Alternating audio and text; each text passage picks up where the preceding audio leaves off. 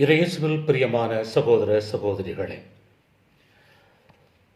இன்று ஆண்டின் பொதுக்கால 5ஆம் ஞாயிறில் நாம் நுழைகின்றோம். இன்றைய 3 வாசகங்களும் நமக்கு கொடுக்கின்ற செய்தி, இறைவன் யாரை தேர்ந்தெடுக்கின்றாரோ அவர்களை அழைக்கின்றார் என்ற செய்திதான். இன்றைய காலகட்டத்தில் எல்லாவற்றிற்கும் தகுதி தேர்வு நடத்தப்படுவதை நாம் அறிந்திருக்கின்றோம். இதற்கு முதலாக ஆண்டின் இறுதியில் அல்லது 2 பருவங்களாக தேர்தல் நடத்தப்பட்டன. ஆனால் இன்று அந்த தேர்வுகள் இருந்தாலும் அதை கடந்து தகுதி தேர்வு என்ற ஒன்றை கொண்டு வந்திருப்பதையும், அதன் அடிப்படையிலே தான் படிக்க இடம் கிடைக்கும், வேலை பார்க்க இடம் கிடைக்கும் என்ற நிலை உருவாக்கி, இதற்கென்று இன்று பல தனியார் கோச்சிங் சென்டர்கள் ஈசல் புற்றுக்கள் போல ஆங்காங்கே தோன்றியிருப்பதை நாம் பார்க்கிறோம். இதில் சேர்ந்து படிப்பதற்கு பல ஆயிரம், ஏன் லட்சங்கள் கூட செலவு செய்து படிக்க வேண்டும் என்ற நிலை உருவாகி, குறிப்பாக ஏழை எளிய மக்கள் அதிலே சேர முடியாமல் கஷ்டப்படுவதையும், இதுபோன்ற படிப்புகளும் அதற்குரிய வேலை வாய்ப்புகளும் அந்த ஏழை எளிய மக்களுக்கு எட்டாக்கனியாக மாறிக்கொண்டிருப்பதையும் நாம் நமது காலத்தில் பார்த்து கொண்டுதான் இருக்கின்றோம். தகுதி தேவைதான், இல்லை என்று சொல்லவில்லை. தகுதி பெற்ற பிறகும் மீண்டும் தகுதி தேர்வு என்பதுதான் ஏன் என்று சமுதாயத்தில் வாழுகின்ற பலரும் கேட்கின்ற கேள்வியாக இருக்கிறது. ஆனால் இதற்கு விடை கிடைப்பதுதான் அரிதாக இருக்கின்றது. இது மனிதர்களுடைய கணக்கு என்று பார்க்கலாம். ஆனால் இறைவனின் கணக்கு என்று ஒன்று இருக்கின்றது. அன்பிற்குரியவர்களே, இறைவன் பார்க்கின்ற தகுதி என்பது வித்தியாசமானதாக இருக்கின்றது. இறைவன் அழைப்பில் தகுதியற்றவர்களை அழைக்கின்றார். தகுதியற்றவர்களை அழைத்து அப்படியே அவர் பணி செய்ய அனுப்புவதில்லை. மாறாக அவர்களுக்கு தகுதியை கொடுப்பதை நாம் பார்க்கிறோம். அதாவது தகுதியற்றவர்களை அழைத்து அவர்களுக்கு என்ன தகுதி தேவையோ அந்த தகுதியை கொடுத்து, அந்த தகுதியை அடைய அவருடைய வாழ்க்கையில் என்னென்ன தடைகள் இருக்கின்றதோ அந்த தடைகளையெல்லாம் நீக்கி அவர்களை தகுதி உள்ளவர்களாக மாற்றி தன் பணியை செய்ய அனுப்புவதை நாம் பார்க்கலாம். அன்பிற்குரியவர்களே, நமது வீட்டில் கூட பெற்றோர்கள் என்ன செய்கின்றார்கள் என்று நமக்கு தெரியுமே. நன்றாக படிக்கின்ற பிள்ளையை தேவ அழைத்தலுக்கு அனுப்ப மறுப்பார்கள். ஏனென்றால் நன்றாக படிக்கின்ற பிள்ளை வளர்ந்து நல்ல வேலைக்கு சென்று தங்களை பார்த்து கொள்ள வேண்டும், தங்களை கவனித்து கொள்ள வேண்டும் என்ற சுயநலம் அதில் இருப்பதை நாம் பார்க்கலாம். எனவே அதிகம் படிக்காதவனை, அதிகம் குறும்பு செய்கின்றவனை குருவானவராக, சகோதரனாக, சகோதரியாக மாற்ற முயற்சிப்பார்கள். அவ்வாறு வருகின்றவர்களை பக்குவப்படுத்தி பல பயிற்சிகளை கொடுத்து பல வருட பயிற்சியில் தகுதி அடைந்த பின்னரே ஒருவர் குருவாக திருநிலைப்படுத்தப்படுகிறார் என்பதனை நாம் அறிவோம். அன்பிற்குரியவர்களே, இதனைத்தான் ஆயர் அவர்கள் அருள் பொழிவு செய்கின்ற பொழுது மக்கள் முன்னிலையில் குருகுல முதல்வரிடமோ அல்லது சபை தலைவரிடமோ இவர் தகுதியுள்ளவர் என்று உமக்கு தெரியுமா என்ற ஒரு கேள்வியை அவர் எழுப்புவார். அதற்கு பதிலாக அவர்கள் சொல்வார்கள், ஆம், இவருக்கு பயிற்சி கொடுத்தவர்களின் பரிந்துரையிலும் பங்குகளில் பயிற்சி பெற்றபோது அந்த குருக்கள் மக்கள் கொடுத்த பரிந்துரையின் அடிப்படையிலும் இவர் தகுதி உள்ளவர் என அறிகிறேன் என்று பதில் கோருவார். அந்த பதிலை ஏற்றுக்கொண்டுதான் அந்த ஆயர் அந்த சகோதரனை அருள் பொழிவு செய்வார். அன்பிற்குரியவர்களே, ஆக இறைவன் தகுதியில்லாத ஒருவரை அழைத்து அவரை தகுதி உள்ளவராக்கி தன் பணிக்கு அனுப்புகின்றார் என்ற செய்தியினைத்தான் இன்றைய 3 வாசகங்களும் நமக்கு கொடுக்கின்றன. இன்றைய காலகட்டத்தில் வாழ்ந்து கொண்டிருக்கின்ற நாம் தேவ அழைத்தல் குறைந்து கொண்டு வருவதை நாம் அறிகின்றோம். ஏன், நமது குடும்பத்தில் கூட இன்று பிள்ளைகளை அனுப்புவது கிடையாது. ஒரு காலகட்டத்தில் கேரளாவிலும் தமிழகத்திலும் ஏராளமான தேவ அழைத்தல்கள் வந்து கொண்டிருந்தது. ஆனால் இன்று கேரளாவிலும் குறைந்து விட்டது, தமிழகத்திலும் குறைந்து விட்டது. தமிழ்நாடும் கேரளமும் தேவ அழைத்தலின் விளைநிலங்கள் என்று சொல்லிக் கொண்டிருந்தோம். ஆனால் இன்று அது தலைகளாக மாறியிருப்பதையும், பல துறவற சபைகளில் உறுப்பினர்கள் குறைந்து கொண்டு போவதையும் நாம் பார்த்து கொண்டிருக்கின்றோம். இதற்கு என்ன காரணங்கள் அன்பிற்குரியவர்களே? அதற்கு பல காரணங்கள் இருந்தாலும் ஒரு சில காரணங்களை நாம் பார்க்கலாம். ஒன்று, குடும்பத்தில் பிள்ளைகள் குறைவாக பிறக்கின்றார்கள், அல்லது ஒரு பிள்ளை போதும் அல்லது 2 பிள்ளை போதும் என்று அவர்கள் குறைத்து கொள்ளுகின்றார்கள். ஒரு பிள்ளை இருப்பதால், 2 பிள்ளைகள் இருப்பதால் அவர்களை நாங்கள் எப்படி அனுப்ப முடியும் என்ற ஒரு கேள்வி அந்த பெற்றோர்கள் உள்ளத்தில் எழுகின்றது. இரண்டாவது, இந்த காலத்து பிள்ளைகள் ஆணாக இருந்தாலும் பெண்ணாக இருந்தாலும் அதிக சுதந்திரத்தோடு வாழ்வதால் துறவற மற்றும் குருத்துவ வாழ்க்கை வாழ அவர்களுக்கு இஷ்டமில்லை. அது ஒரு தடையாக அவர்கள் பார்க்கின்றார்கள். தங்கள் சுதந்திரங்கள் பறிபோவதாக அவர்கள் நினைக்கின்றார்கள். நினைத்தபடி வாழ முடியாது என்று உணர்வதால் அவர்கள் துறவற வாழ்க்கையை, குருத்துவ வாழ்க்கையை, மொத்தத்தில் இறைவனின் அழைப்பு வாழ்க்கையை அவர்கள் புறம் தள்ளுகிறார்கள் என்பதுதான் உண்மை. இரண்டாவது, இன்றைய பிள்ளைகள் உலக காரியங்களில், குறிப்பாக சமூக தொலைத்தொடர்புகளில் அதிகமாக ஈடுபாடு உள்ளவர்களாக இருக்கின்றார்கள். இன்று கைக்குழந்தையிலிருந்து கல்லறைக்கு போகின்ற வயதில் இருக்கின்ற பெரியவர்கள் வரையிலும் அவர்கள் கரங்களில் ஐபோனும் ஸ்மார்ட் போனும் இருப்பதை நாம் பார்க்கிறோம். இணையதளத்திலே மூழ்கி கிடக்கின்றதால் அவர்களால் இந்த சேவை மனம் கொண்ட துறவற குருத்துவ வாழ்க்கையை தேர்ந்தெடுப்பதில் ஆர்வம் இல்லாமல் இருக்கின்றார்கள். மூன்றாவது, சுயநலம் அதிகரிப்பதால் பிறர் நலம் குறைவதை நாம் பார்க்கலாம். பிறர் நலம் குறைவதால் அங்கே சேவையும் குறைந்து விடுகின்றது. இதில் சேர்ந்தால் பிறருக்காக வாழ வேண்டும், எனக்கு பிறருக்காக வாழ விருப்பம் இல்லாமல் இருப்பதால் நான் எப்படி குருவானவராக, துறவியாக வாழ முடியும் என்ற எண்ணம் இந்த காலத்து பிள்ளைகள் மத்தியில் உதித்து விடுவதை நாம் பார்க்கலாம். நான்காவதாக, குடும்ப ஜெபம் கிடையாது, ஆலய வழிபாடுகளில் பங்கெடுப்பது கிடையாது, ஆன்மீகத்தில் பிள்ளைகளை வளர்த்து வருவது கிடையாது. பெற்றோரிடமும் இது குறைகிறது, பிள்ளைகளிடமும் இது குறைகிறது. எனவே இந்த ஆன்மீக காரியங்களில் முழு மனதோடு பங்கெடுக்காமல் மொத்தத்தில் இறைவன் மீது நம்பிக்கை இல்லாமல் வாழுகின்றவர்களாக இருப்பதால் தேவ அழைத்தலை பற்றி அவர்கள் கொஞ்சம் கூட நினைத்து பார்க்காமல் வாழுகின்ற நிலை ஏற்படுவதாலும் இன்று தேவ அழைத்தல் குறைந்து கொண்டு போவதை நாம் பார்த்து கொண்டிருக்கின்றோம். இப்பேற்பட்ட சூழ்நிலைகளுக்கு மத்தியில், இப்பேற்பட்ட காரணங்களுக்கு மத்தியில் தான் இன்றைய 3 வாசகங்களும், அந்த வாசகங்கள் மூலமாக 3 பேரின் அழைப்பு வாழ்க்கையை நாம் சிந்திக்க அழைக்கப்பட்டிருக்கின்றோம். ஒரு நகைச்சுவையாக ஒரு கதை ஒன்று சொல்வார்கள். ஒரு தாயும் தந்தையும் தங்களின் 12ஆம் வகுப்பு படிக்கும் மகன் குருவானவராக வர வேண்டும், அவனை தேவ அழைத்தலுக்கு அனுப்ப ஆசைப்படுகிறோம், ஆனால் அவனின் செயல்பாடுகள் வித்தியாசமாகவே இருக்கின்றது, அவனின் எதிர்காலம் எப்படி இருக்குமோ என்று அவனை குறித்து நாங்கள் கவலைப்படுகிறோம் என்று தங்கள் குடும்ப நண்பரிடம் சொல்லி வருத்தப்பட்டார்களாம். அந்த குடும்ப நண்பர் அவருக்கு ஒரு ஆலோசனை சொன்னாராம். என்ன ஆலோசனை? உங்கள் மகன் வெளியில் சென்றுவிட்டு வீட்டிற்குள் வரும்போது வீட்டிற்கு முன்னால் மேஜையில் 2000 ரூபாய் நோட்டு ஒன்றையும், விவிலியம் ஒன்றையும், கொஞ்சம் ஒயினையும் வைத்துவிட்டு அவன் எதை எடுக்கிறான் என்று பாருங்கள் என்று சொன்னாராம். வீட்டுக்குள் வந்த மகன் 500 ரூபாய் கொண்ட அந்த 2000 ரூபாயை கையில் எடுத்து சட்டை பையில் போட்டுக்கொண்டான்.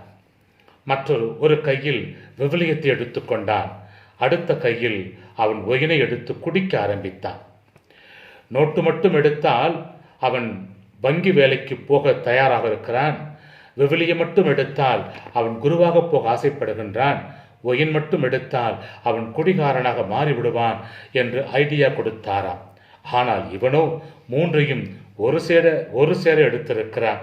அவர் தன் நண்பரிடம் சொன்னாராம், என் மகனோ இந்த 3ஐயும் எடுத்திருக்கிறானே, அவன் என்னவாக வருவான் என்று கேட்டபோது அவர் நக்கலாக சொன்னாராம், உங்கள் மகன் ஒரு நல்ல அரசியல்வாதியாய் வருவான் என்றாராம்.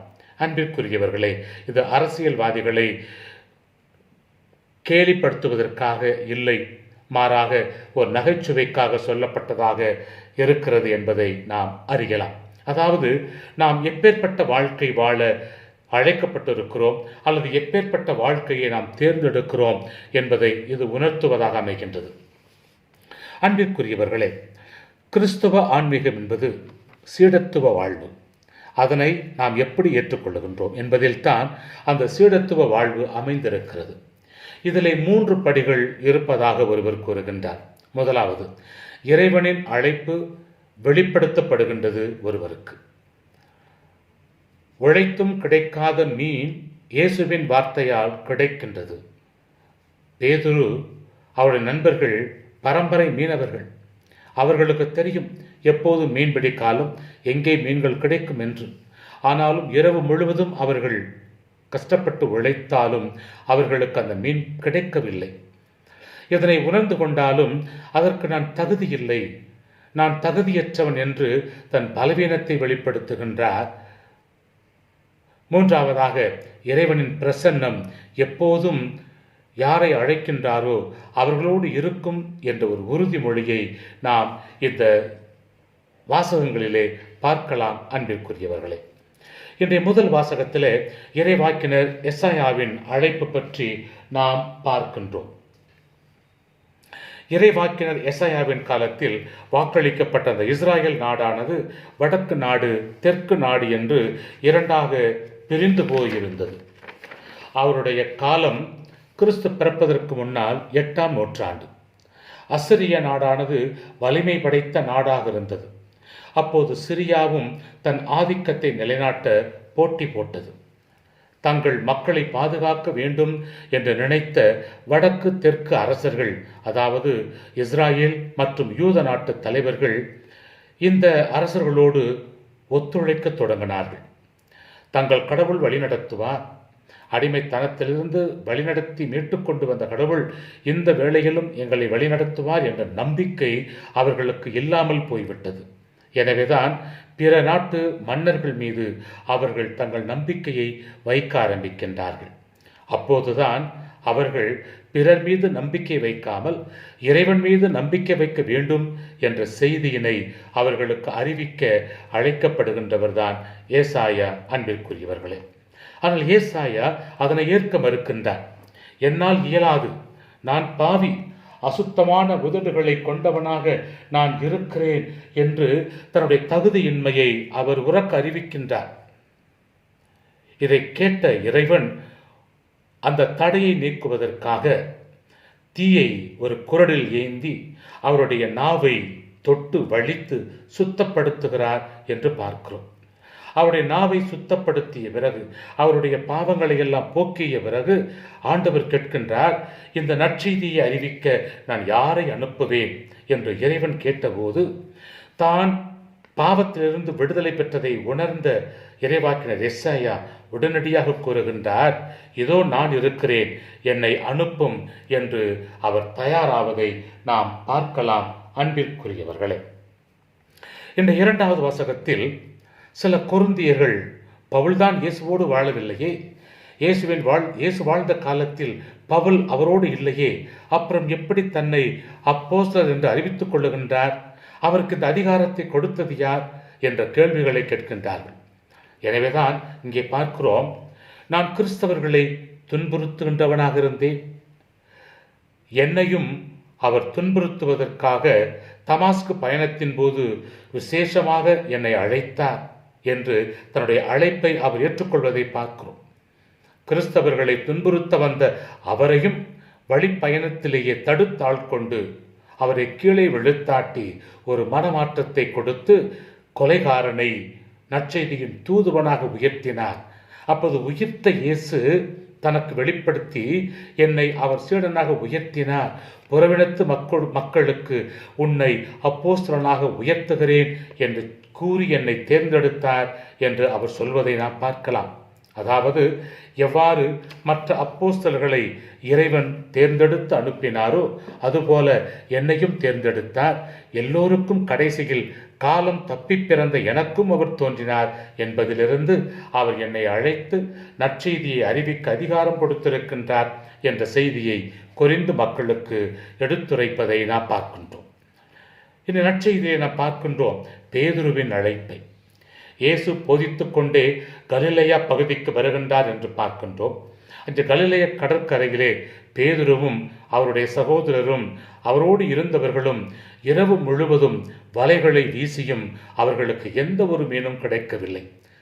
மீன்கள் சுத்தமாக அகப்படாத நிலையில் ஏமாற்றத்தோடும் சோர்வோடும் கவலையோடும் அந்த கடற்கரையிலே இருக்கின்ற வேளையில் தான் இயேசு அங்கே வருகின்றார். அவர்களை பார்த்து கூறுகின்றார், வலைகளை ஆழத்திற்கு தள்ளி கொண்டு போய் போடுங்கள் என்கிறார். உனக்கு என்ன தெரியும் மீன்பிடி பற்றி? நாங்கள் பரம்பரை மீனவர்கள். இரவும் பகலும் இந்த கடலிலே நாங்கள் உழைத்து கொண்டிருக்கிறோம். எங்களுக்கு தெரியாமல் உனக்கு தெரியுமா என்று பேதுரு இயேசுவை பார்த்து கேட்டிருக்கலாம். ஆனாலும் பேதுரு கேட்கவில்லை. அவர் என்ன செய்கின்றார் தெரியுமா? நாங்கள் இரவு முழுவதும் கஷ்டப்பட்டு தண்டு வலித்து வலைகளை வீசி இழுத்து பார்த்தோம், மீன்கள் கிடைக்கவில்லை. ஆயினும் உமது சொல்லை நாங்கள் நம்புகிறோம், உமது சொற்படியை நாங்கள் வலைகளை போடுகிறோம் என்று போடுகின்றார். கிடைத்த விடை என்ன தெரியுமா? அதிகமான மீன்பாடு. அதை கண்டவருக்கு வியப்பும் ஆச்சரியமும் அளவு கடந்து போவதை பார்க்கிறோம். இதனை எதிர்பார்க்காத பேதுரு இயேசுவின் கால்களிலே விழுகின்றார். ஆண்டவரே, நான் பாவி, என்னை விட்டு நீர் போய்விடும் என்று கூறி தான் தகுதியற்றவன், இதற்கு தகுதி இல்லை என்பதை அவர் வெளிப்படையாகவே வெளிப்படுத்துவதை நாம் பார்க்கிறோம். ஆனால் இயேசுவோ கூறுகின்றார், அஞ்சாதே, இது முதல் உன்னை நான் மனிதரை பிடிப்பவன் ஆக்குவேன் என்று கூறி அவரை ஒரு குறிப்பிட்ட பணிக்காக அழைப்பதை நாம் பார்க்கிறோம். அன்பிற்குரியவர்களே, ஆக இந்த அழைப்பானது குருக்கள் துறவியர்களுக்கு மட்டும் கொடுக்கப்பட்ட அழைப்பு அல்ல, மாறாக திருமுழுக்கு பெற்ற ஒவ்வொருவருக்கும் கொடுக்கப்பட்ட அழைப்பு என்பதை நாம் உணர வேண்டும். நாம் தகுதியற்றவர்கள்தான். ஆனால் இறைவன் நம்மை அழைக்க நினைத்து விட்டால் எவ்வளவு தகுதியற்றவர்களாக இருந்தாலும் நம்மை தகுதி உள்ளவர்களாக்கி பக்குவப்படுத்தி அதன் பிறகு தான் எந்த பணிக்கு நம்மை அனுப்ப நினைக்கின்றாரோ அந்த பணிக்கு அவர் அனுப்புவார் என்பதை மறந்துவிட வேண்டாம். அன்பிற்குரியவர்களே, இன்றைய வாசகங்களும் இந்த செய்தியும் நமக்கு கொடுக்கின்ற செய்திகள் தான் என்ன? சுருக்கமாக சொல்ல வேண்டும் என்று சொன்னால், இறைவன் நம்மை அழைக்கின்றார் என்ற இறைவனின் அழைப்பை நாம் உணர வேண்டும். இரண்டாவது, நாம் இதற்கு தகுதி இல்லாதவர்கள்தான். ஆனாலும் இறைவன் எனக்கு அந்த தேவையான தகுதியை கொடுத்து அந்த பணியை செய்ய அனுப்புவார் என்பதை உணர வேண்டும். மூன்றாவதாக, நம்மை அழைத்த இறைவன் எவ்வாறு எசாயாவின் தகுதியின்மையை நீக்குவதற்காக அவன் நாக்கை நெருப்பினால் வலித்தாரோ, எவ்வாறு கிறிஸ்தவர்களை அழிக்கச் சென்ற பவுலடியாரை சவுலை பவுலாக மாற்றி தகுதியை கொடுத்தாரோ, அதே போல நம்மை அழைக்கின்ற பொழுது திருமுழுக்கின் மூலமாக அந்த தகுதியை கொடுக்கிறார் என்பதை உணர வேண்டும். இறுதியாக, நாம் பெற்றுக்கொண்ட அழைப்பிற்கேற்ற வாழ்க்கை வாழ வேண்டும். இந்த செய்திகளை இறைவன் நமக்கு கொடுக்கின்றார். எனவே அன்பிற்குரியவர்களே, இந்த செய்தியை செவிகொடுத்த நாம் இதன்படி நம்மை அழைத்த இறைவனின் அழைப்பை மறந்து விடாமல் ஒவ்வொரு நாளும் கேட்டு அவர் எந்த பணிக்கு அழைத்திருக்கிறாரோ அந்த பணியை நிறைவேற்றுவோம். இந்த வாரம் முழுவதும் உங்களுக்கு மகிழ்ச்சியான வாரமாக அமைய உங்களுக்காக நான் ஜெபிக்கின்றேன். எனக்காகவும் என் நற்செய்தி பணிக்காகவும் நீங்கள் தொடர்ந்து ஜெபியுங்கள். இந்த சேனலை நீங்கள் தொடர்ந்து பார்ப்பது மகிழ்ச்சிக்குரியதாக இருக்கிறது. எனவே அன்பிற்குரியவர்களே, உங்கள் நண்பர்களோடும் உறவுகளோடும் குடும்ப உறுப்பினர்களோடும் பகிர்ந்து கொண்டு இந்த நற்செய்தி பணி இன்னும் பரவ